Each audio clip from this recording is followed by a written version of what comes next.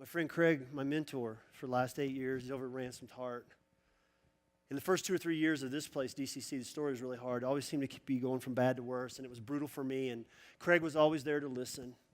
He was there to pray with me, to pray for me, to talk me off the ledge, to convince me that it was worth fighting just one more day. I desperately needed him, and he came through for me time and time and time again. It was get.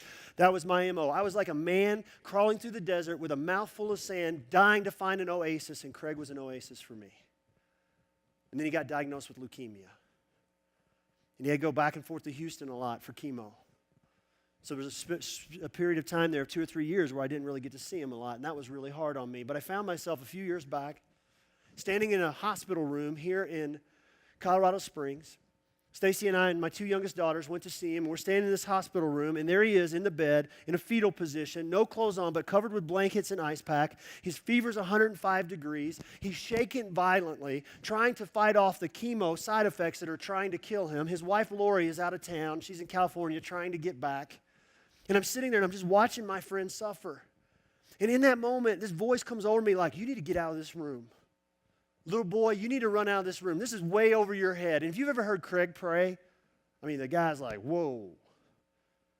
And all these voices of disqualification, and you're just a little boy, and you're not qualified, and you just need to run away. Just say goodbye and leave. It's just screaming in my head. But I looked into the eyes of Stacy and my girls, and they're tearing up as they're watching our friend suffer. And so I just reached out, I grabbed their hands, and I said, we're going to pray. And I prayed over him the best I know how. It probably wasn't any good.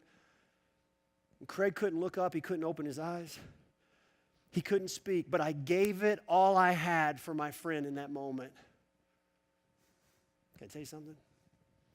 Our relationship has not been the same since.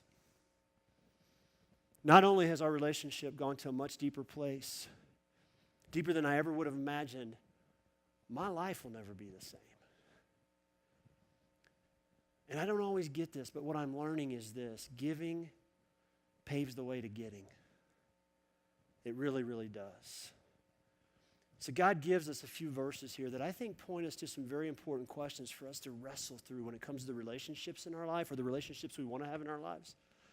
So ask yourselves the question, but then God says, let's cut to the chase here. I'm going to make this really simple. It really all boils down to this. One verse. You ready? Here we go. Verse 21. Submit to one another out of reverence for Christ. You want to know the secret to every relationship you have or will have in your life? Submit to one another.